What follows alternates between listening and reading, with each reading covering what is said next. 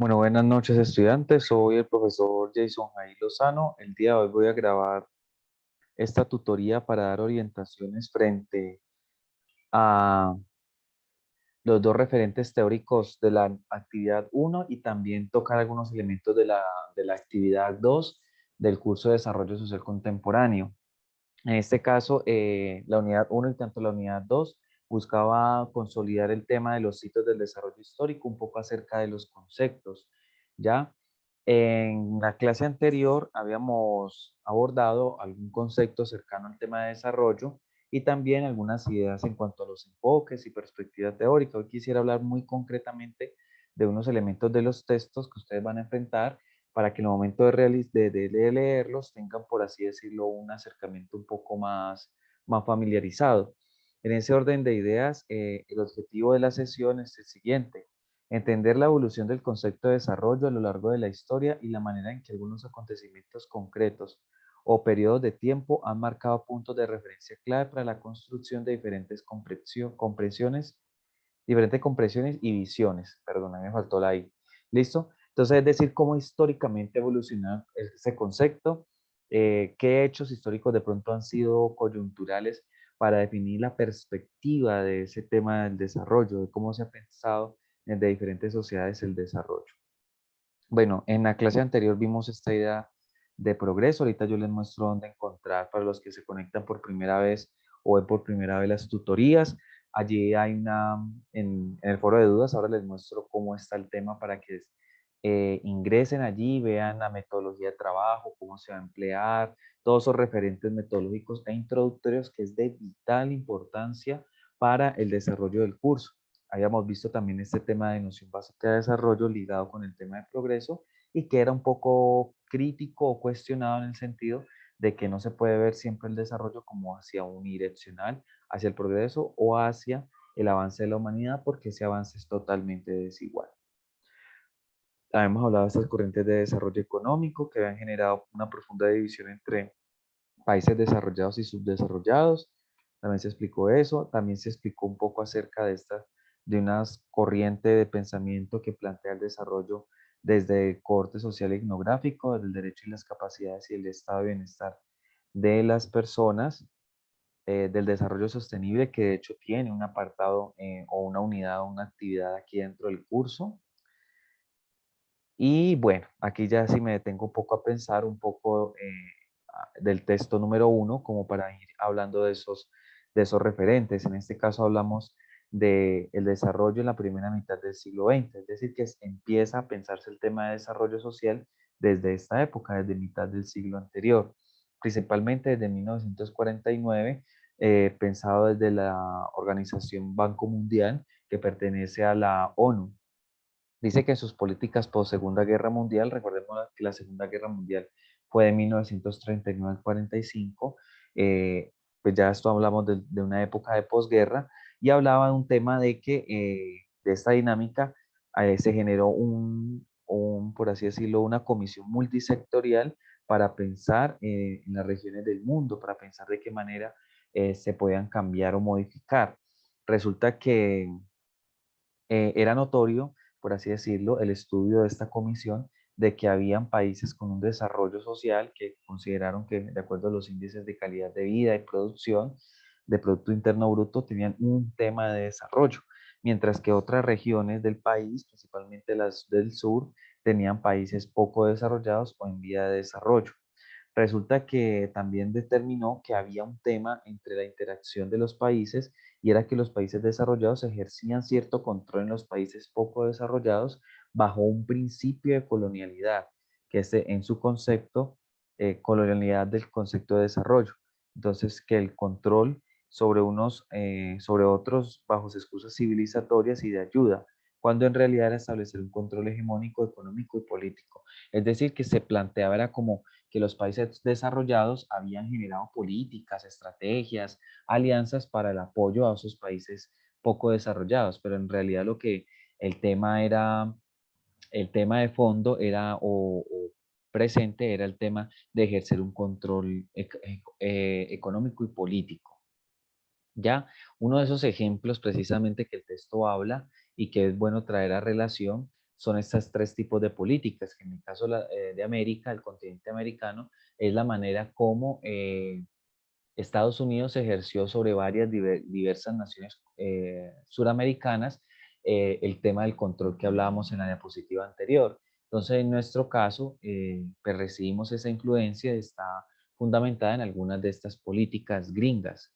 En este caso, por ejemplo, la doctrina Monroe, que es una política gringa desde 1823, donde Norteamérica limita la influencia política y económica europea en América, bajo la siguiente frase: que dice América para los americanos, ¿ya? Un poco como el, perdón, América para los americanos, en este caso es un intervencionismo fuerte y bélico. ¿De qué manera? De que en los conflictos internos de algunos países Estados Unidos tomó parte, obviamente con unos intereses ideológicos, económicos, de materia prima, de relaciones comerciales. Otra es la política del buen vecino, creada en 1933 como política internacional gringa para Latinoamérica y que propiciaba el desarrollo económico, pero con matices políticos, cuando los intereses de Norteamérica se vean afectados. Entonces, ¿de qué manera se ven afectados? Con algún tipo de gobierno de izquierda, con alguna otra corriente, con romper con algún tipo de relación y romper ese determinismo, esa control económico y político. Entonces, cuando se veían esas afectaciones, entonces Estados Unidos lo que hacía era apoyar económicamente para generar esa dependencia. O la otra, el Plan Marshall, que fue de 1948 a 1951, que esta sí poco fue más abierta, por así decirlo, más internacional, no solo para América, sino que fue también por la creación de fondos y préstamos estadounidenses para la reconstrucción de Europa por valor de 12.000 millones de dólares de la época. Ya, entonces un poco esa dependencia, ese posicionamiento de Estados Unidos como potencia global y en diversas esferas sociales. Bueno,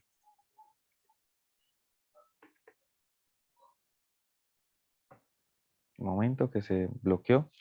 En este caso, por ejemplo, cuando hablábamos del tema de esas políticas, en este caso debemos reconocer que Colombia en el siglo XX, en este caso es un texto sugerido, por si alguno lo quiere buscar y leer, era frente a cómo era la condición social de Colombia en el siglo XX. Entonces hablábamos de unas políticas intervencionistas en América en el siglo XX y principalmente en la primera mitad del siglo XX, pero también es necesario reconocer cómo estaba el país en esa época. Entonces, en este caso, bueno, ahí dice Ingrid en el Drive, en el chat, pero en realidad esto porque se ofrecía para otro tipo de modalidad, pero en este caso ustedes lo pueden buscar y habla de la población y la calidad de vida de Colombia, calidad de vida de Colombia del profesor Rafael Gómez Henao. Habla de unas condiciones de atraso, unas condiciones en cuanto a los servicios públicos, unas condiciones de industrialización poco bajas que tienen un auge más o menos desde 1933, pero que hablaba de un despertar, por así decirlo, unas dinámicas económicas y sociales que iban un poco en crecimiento, a una manera lenta, pero por lo menos eran significativas. Eh,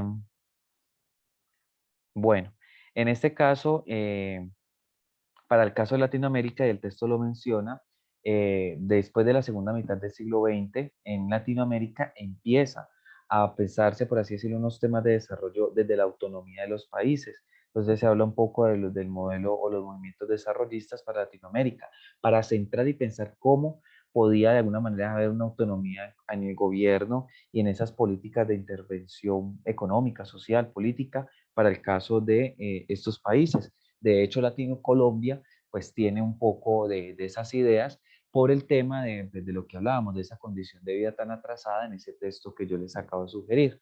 En el siguiente video vamos a hablar un poco acerca de ese movimiento desarrollista para Latinoamérica.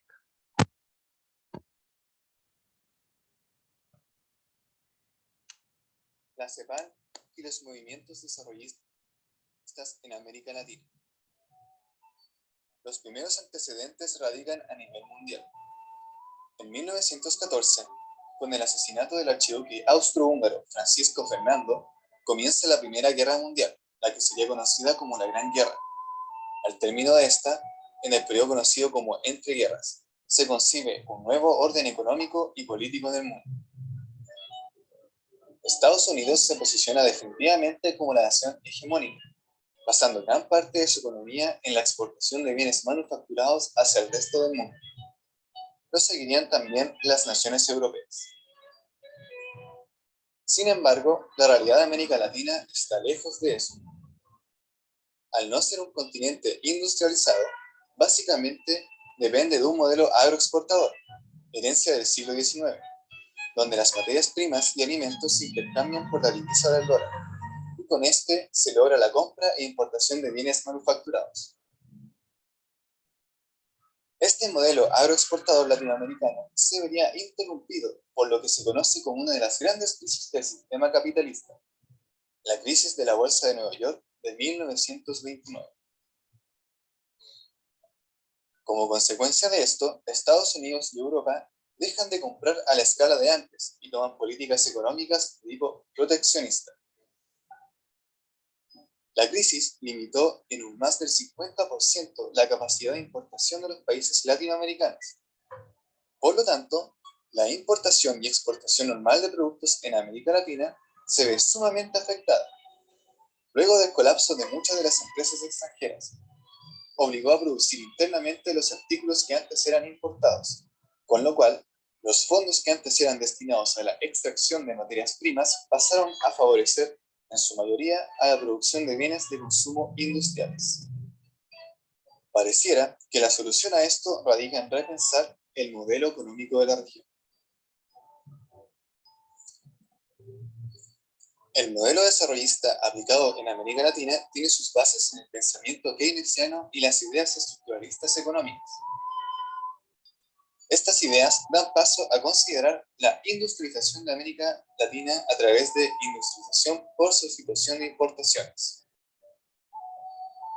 Sus postulados básicos consisten en fin del modelo agroexportador, abandono de un porcentaje de la producción agraria y mayor énfasis en sectores estratégicos para la economía, fomento de la industria local por parte del Estado, aumento de empleos de carácter público, primera etapa de producción de bienes manufacturados básicos como la cerámica, ropas y muebles.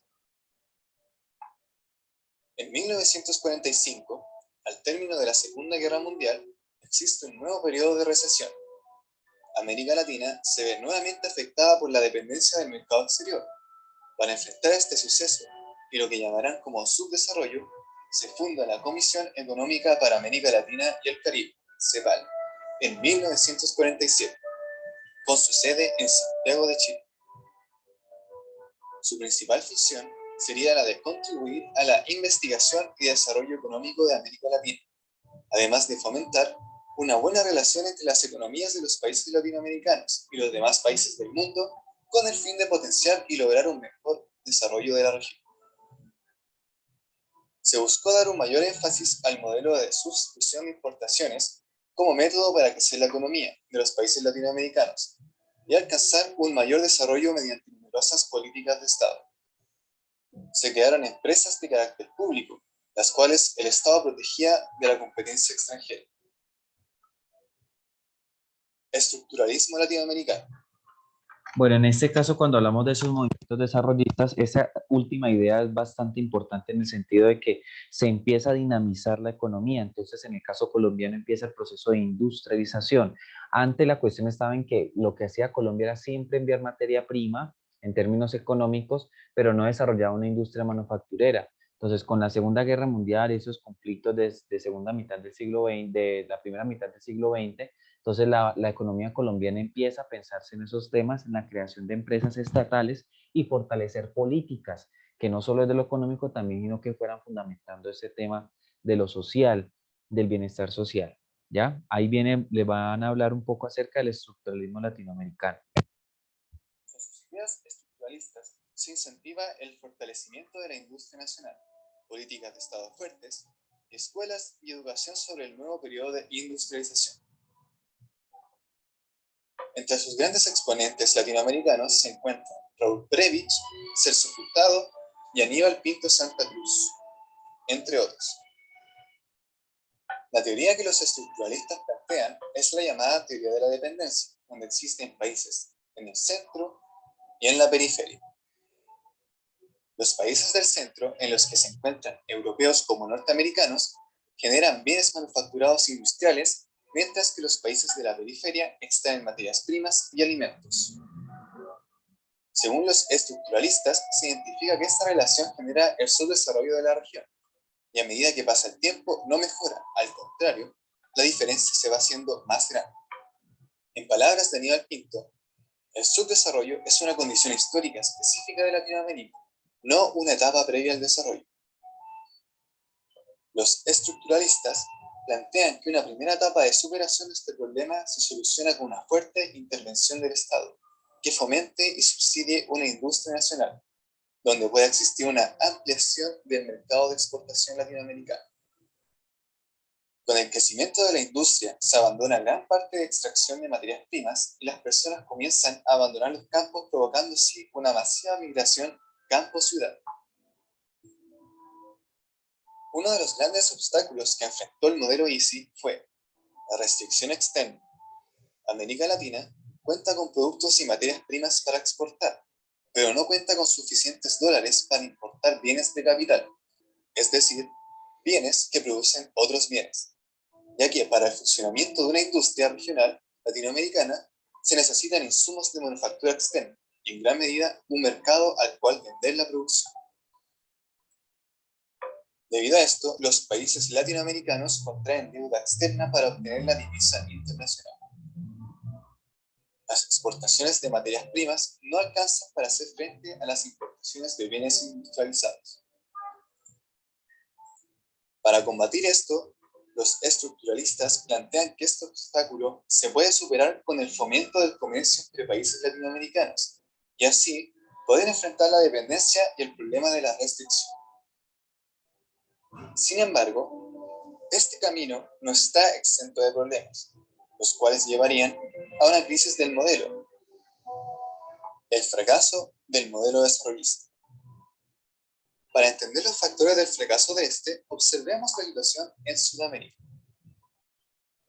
La realidad de los países en el continente radica en que no cuentan con un mercado de compradores amplio, debido a factores como el desempleo y una gran parte de la población que sigue siendo rural. Poniendo de ejemplo a Brasil, que incluso teniendo una población de más de 90 millones de habitantes y siendo uno de los países latinoamericanos que más lejos ha llegado en el camino de la industrialización, tuvo que enfrentar a comienzos de la década de 60 los límites de su mercado.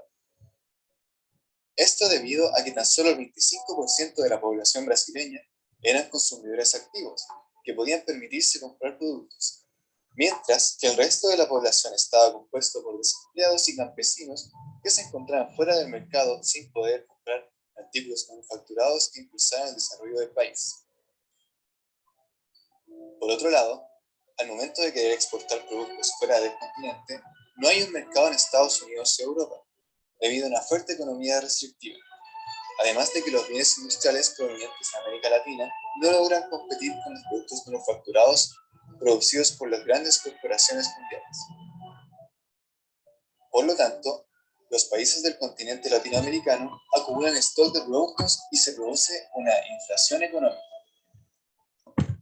Por esto, la superación de la restricción externa anteriormente mencionada se ve demasiado lejos. Para finales de los 60 y a través de los 70, una consecuencia del fracaso del modelo será la polarización del espacio, tanto económica como políticamente. Se desencadenan dictaduras militares en países como Brasil, Argentina y Chile, y comienza la implantación de un modelo económico neoliberal. Los 90 estuvieron marcados nuevamente por ideas de entender el espacio del continente como propio, llevando a cabo reivindicaciones indígenas, de género y de integración regional, que intentan subsistir con la economía neoliberal. Hoy en día, la CEPAL sigue trabajando para lograr un desarrollo con igualdad, diversificación productiva e integración regional con el fin de lograr una inserción en el orden mundial.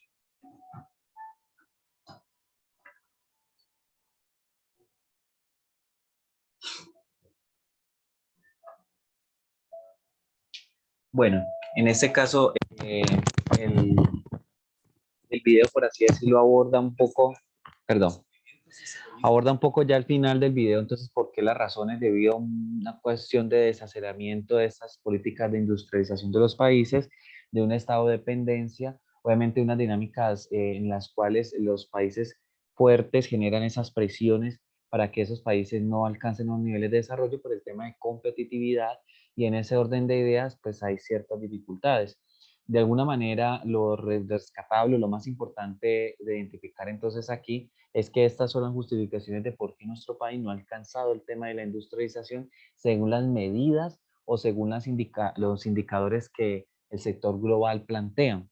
Precisamente sobre esos indicadores es que hablan de que esta región es subdesarrollada, de que Colombia es subdesarrollada por el tema, por ejemplo, del tema de desigualdad social.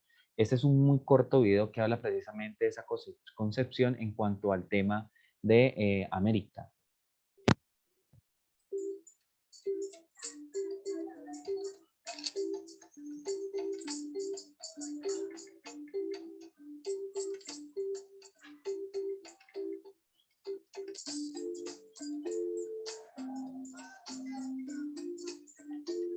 América Latina es la región de todo el planeta Tierra con mayores niveles de desigualdad.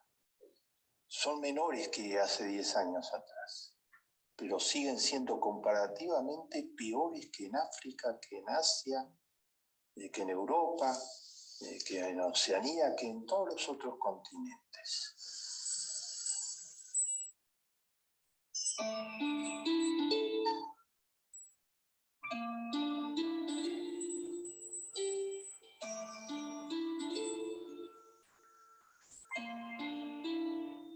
En América Latina están 10 de los 15 países más desiguales del planeta.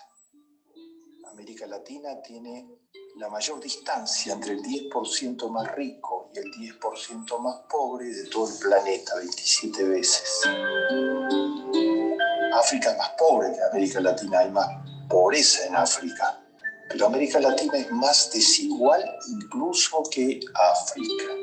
América Latina llega a ser tan desigual como estas cifras que les voy a leer sobre Centroamérica. A su vez, una de las regiones más desiguales de la América Latina desigual. La bautizaron el hambre verde. La mitad de los niños menores de 5 años sufren desnutrición. En Centroamérica, entre el 2010 y el 2012, había 7 millones de desnutridos sobre 43 millones de habitantes, según la FAO, la Agencia de las Naciones Unidas de la Agricultura y la Alimentación.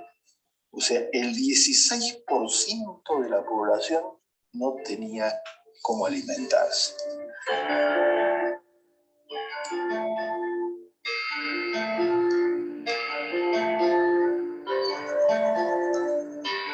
En un continente que es un gran productor de alimentos y donde las exportaciones centrales son de alimentos.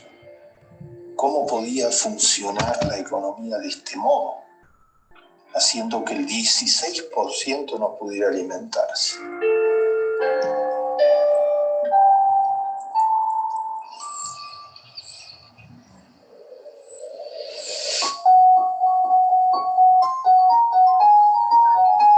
En uno de los países, Guatemala, era el 48% de los niños los que estaban desnutridos. Pero esto es todo el panorama de Centroamérica, es solamente un lugar de gente pobre, muy pobre y gente desnutrida, no. Porque en la misma época, del otro lado de la pirámide social, 1025 personas millonarias, el 0,041% de la población, o sea, mucho menos del 1% de la población, acumulaban 137 mil millones de dólares. Eso significaba casi 134 millones de dólares por persona. ¿Qué les parece?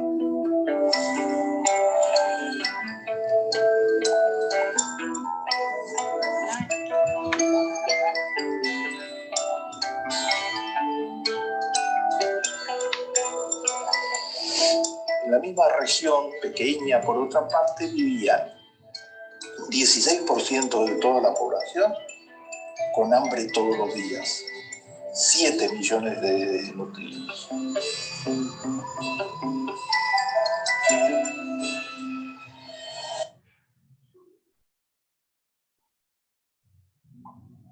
Bueno, un poco esa dinámica, entonces es el tema de esa profunda desigualdad. Observamos entonces las cifras, una hambruna galopante sobre todo en los sectores más marginados de- del continente y que expresado en cifras, vamos aquí a ver el siguiente video que también es muy corto, cuál es el tema de la desigualdad, o sea, el tema de la desigualdad y que cómo ubica Colombia, que en este caso es uno de los países más desiguales del hemisferio y que esa dinámica de ni siquiera la seguridad alimenticia, el acceso a los servicios básicos, a las necesidades básicas, es bastante complejo. Bienvenidos a otra entrega más de Infraganti, yo soy Pérez Pirela. La CEPAL refirió en enero 2016 que Latinoamérica ha reducido de manera considerable la extrema pobreza. Sin embargo, durante la última década, los altos niveles de desigualdad del ingreso y de la distribución de las riquezas se mantienen y son un obstáculo para el crecimiento sostenible y la incursión social. Pese a que la desigualdad del ingreso se ha reducido en los últimos años, Latinoamérica es considerada la región más desigual del mundo. Por mencionar un ejemplo, en 2014, el 10% más rico de la población condensaba el 71% de la riqueza de la región. En 6 años, el 1% más rico de América Latina tendrá más riquezas que el 99% restante, según estimaciones de Oxfam.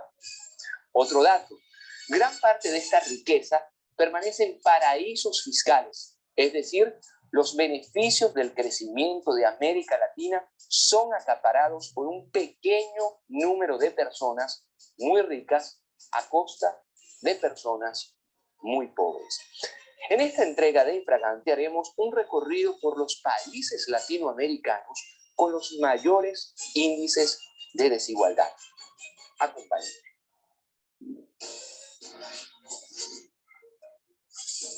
Según el Banco Mundial, los países de ingresos mediano-bajos, identificados como pobres, Honduras y Guatemala, poseen el mismo nivel de desigualdad que otros de ingresos medio-altos o altos, como el caso de Chile. Honduras tiene 64.5% de la población en situación de pobreza y 42.6% en extrema pobreza, es decir, gana menos de $2.5 al día, mientras que el nivel de desigualdad es del 53.7%. En Guatemala, el nivel de desigualdad sigue siendo una de las más elevadas de la región, con el 52.4%, ocupando el 9º lugar a escala mundial y el 4º en la región. Colombia se ubica en el primer lugar en niveles de desigualdad. El 10% de la población más rica de esa nación gana 4 veces más que el 40% más pobre. Por su parte, en la opulenta ciudad de Panamá, rodeada de rascacielos, el 25% de sus ciudadanos no tienen servicios sanitarios, 5% no tiene agua potable, 11% sufre de desnutrición y 11% vive en casas con pisos de tierra.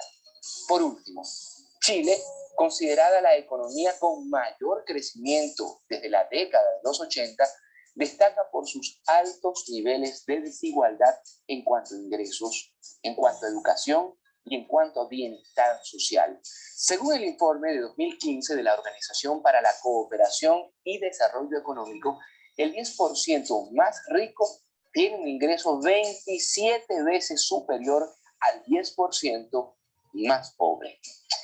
Yo soy Pérez Pirela y esto fue Infraganti. Hasta la próxima. Bueno, aquí encontramos también entonces el tema de cómo Latinoamérica fundamenta esa desigualdad en cuanto a cifras, en cuanto a la acumulación de la riqueza, que es totalmente compleja. Una pregunta también para abordar un apartado del texto que también ustedes abordaron es la situación de África. En este caso, la condición de allá es totalmente en cuanto devastadora en cuanto a la condición de dignidad humana, derechos básicos, de salubridad, de todos estos elementos. Entonces el video también el texto que ustedes leyeron también lo aborda en ese sentido. Hay propuestas obviamente para Latinoamérica, obviamente de generar desarrollo, de generar políticas de desarrollo un poco a la par de los contextos locales. Entonces, en ese sentido, pues este video creo que se lo mostraré en la próxima sesión, en la próxima asesoría, pues lo identifica allí. ¿Listo? Consideraciones finales. ¿Cuáles son ellas? Los modelos de desarrollo para América Latina y en especial Colombia por su historia deben tener en cuenta, primero, tomar como referentes el desarrollo humano en materia de salud, educación, servicios básicos desde un enfoque cultural y social. O sea, que únicamente no se determine la riqueza del país y que eso sea el derrotero como para decir si el país está o no está desarrollado. Segundo, fijar un modelo de desarrollo con mediciones y elementos propios, distante del global y romper con la tradición histórica. Un poco que si nos medimos con los modelos o con los niveles de afuera, de países industrializados, de países más ricos, por así decirlo,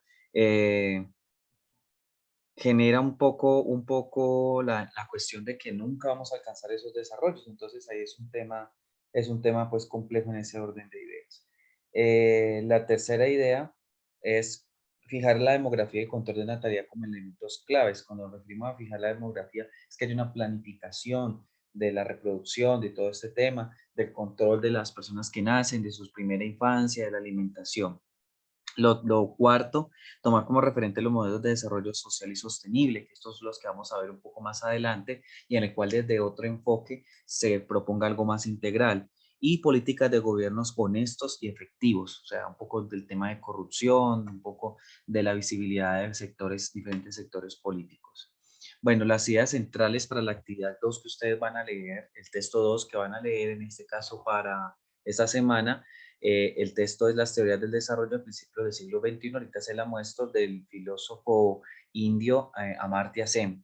En este caso hay 5 ideas principales, las cuales ustedes van a arrastrar en el documento. Recuerden que con este documento se hace el control de lectura. Primero es que habla de un tema de sangre, sudor y lágrimas, que es el modelo Blatz, en las cifras en inglés, que es cruel y en el sentido de que no importa el límite, no importa los sacrificios, no importa las afectaciones, lo que importa es el desarrollo económico y que se considera que es válido hacer algunos sacrificios para el bienestar de unos sectores o que por lo menos haya bienestar. Esto va en contra del modelo Gala, que es algo que habla de bienestar social y que están conceptualizados dentro del documento. Dice que hay un tema de agresividad de los negocios y temor por los corazones blandos. Entonces, en ese sentido se dice que en medio de la competitividad es imperante este tipo de características o de sinónimos en los cuales pues se golpean algunos sectores y pues son sectores que, pues, que de alguna manera por el bienestar de los demás pues deben ser así. Los estados autoritarios y la supresión de los derechos políticos, entonces aquí hablamos de políticas neoliberales totalmente dañinas al tema de los derechos y principios básicos de los derechos de los trabajadores. La expansión de la capacidad más allá del capital humano, el desarrollo tenía que basarse en una producción del conocimiento que suministra un círculo de problemas sociales y económicos del país, es decir, de la cualificación social, humana, psicológica y emocional de los trabajadores. Quinto, ponderaciones, valores y participación estatal, relacionar al individuo o capacidad de trabajo y el poder adquisitivo en el contexto social. Es decir, que las necesidades básicas sean cubiertas con los salarios, con las prestaciones sociales, con todos estos elementos que ayudan a la contribución del sujeto. Una cita que me parece de vital importancia del texto y que de hecho sale en una de las preguntas y les sale allí, pues puede decirse que son de buenas. Dice, el desarrollo alimentó la manera de concebir la vida social como un problema técnico, como objeto de manejo racional, que debía confiarse a un grupo de personas, los profesionales del desarrollo cuyo conocimiento especializado debía capacitarlos para la tarea. Estos profesionales, en lugar de ver el cambio como un proceso basado en la interpretación de la tradición histórica y cultural de cada sociedad, con algunos intelectuales del tercer mundo, quisieron hacerlo a los años 20. Gandhi, el más conocido entre ellos, buscan diseñar mecanismos y procedimientos que permitieran el ajuste de las sociedades a un modelo preexistente, enmarcado en la estructura y las funciones de la modernidad. Como aprendizaje de brujo, los profesionales de desarrollo despertaron una vez más del sueño de la razón, que en sus manos, como ya había sucedido antes, produjo una realidad por demás preocupante. Es decir, que esos primeros pensadores, la crítica que se les hace es que es un modelo totalmente agresivo, es un modelo fuerte, es un modelo que es lineal, que no tiene en cuenta los contextos y las necesidades de algunos sectores y que entre los países es muy complejo de realizar. Bueno, en ese orden de ideas, esa cita es de vital importancia. El texto, como les digo, es este que está aquí. Perdón, mientras carga el aula, acá está, estamos en la unidad 1. Les decía que en este caso, aquí en el foro de novedades, por ejemplo, ustedes cuando ingresan al foro de novedades, aquí van a encontrar una sala que dice explicación de actividades y tutorías del curso. Me parece loable que usted reciba de una manera unos acercamientos teóricos frente a la asesoría. Recuerden que las asesorías son asincrónicas, es decir, que yo las subo los lunes y usted en su disponibilidad de tiempo opta por qué momento la desea ver, planificando muy bien su trabajo, diciendo, bueno, la voy a ver el martes, el miércoles, al mediodía, ya en la disponibilidad de su tiempo, y usted realiza el control de lectura o la respectiva actividad. En este caso está ya colgada la sesión introductoria del 7 al 13 de febrero, la actividad 1, la explicación del eje temático, aquí la pueden encontrar en ese foro de novedades. ¿Listo? Recuerde, está en la sala de explicación de actividades. Y tenemos entonces la actividad formativa 2, en este caso esta se habilita desde el 14 de febrero y se cierra el 20 de febrero. En este caso, pues estamos hablando de aquí en esta, dando clic, ustedes encuentran el control, el texto. En este caso, continuamos con las alternativas para el desarrollo. Y en este caso hablamos del texto Las teorías del desarrollo a principios del siglo XX, a Marta de Sien, de 1998. ¿Listo? Con esta lectura se hace el control. El control, para los que primera vez se conectan, está aquí. Usted simplemente le da acá, tiene 2 intentos, 20 minutos por cada intento y son 5 preguntas de opción múltiple. ¿Ya? Tengan en cuenta que deben tener buena conectividad, concentración, todo el tema, porque son preguntas aleatorias del texto que espero que ustedes aborden un poco más con las indicaciones que yo les he dado.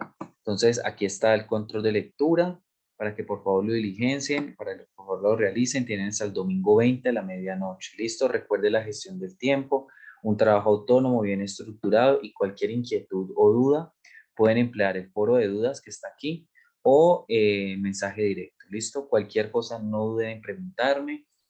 Con mucho gusto yo les colaboro y para eso estoy, para acompañar su proceso. Que tengan un bonito desarrollo de semana.